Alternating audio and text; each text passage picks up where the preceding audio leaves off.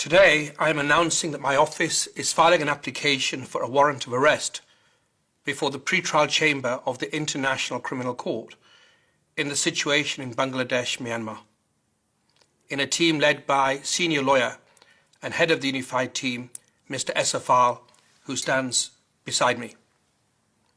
Since the 14th of November 2019, my office has been investigating alleged crimes committed during the 2016 and 2017 waves of violence in Rakhine State, Myanmar, and the subsequent exodus of Rohingya from Myanmar into Bangladesh.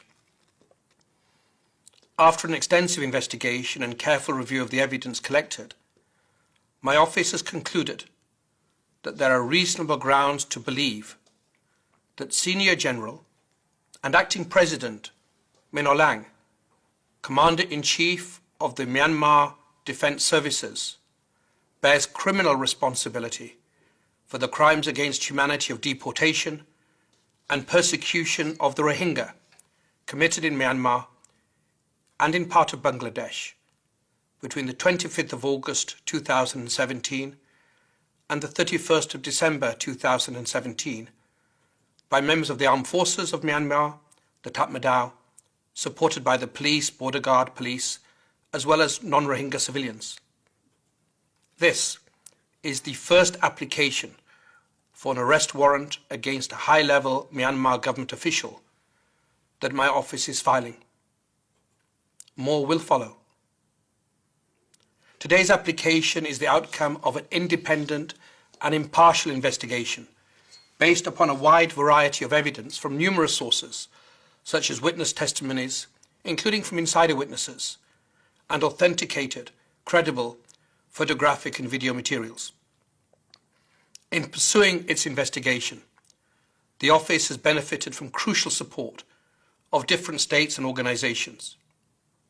In particular, the cooperation, the confidence, and the steadfast commitment from the Rohingya community, the support of the government of Bangladesh, excellent cooperation from the United Nations Independent Investigative Mechanism for Myanmar, and civil society partners have all been essential to advancing this investigation. And I wish to express my deep and indeed most profound gratitude to members of the Rohingya community.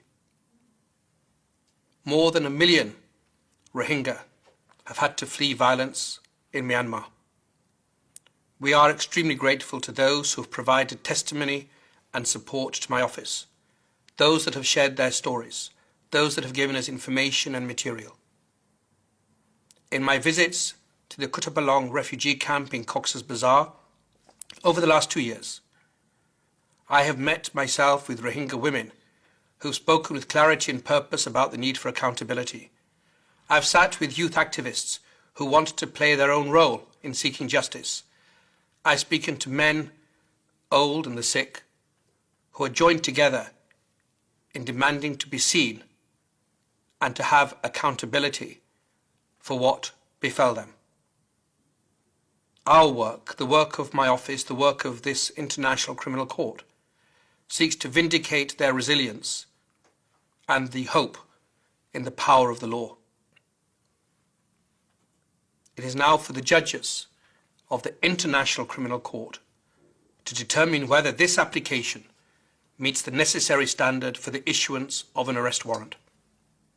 In the event that the independent judges of the ICC issue the requested warrant, I will coordinate closely with the registrar of the court in all efforts to arrest the named individual.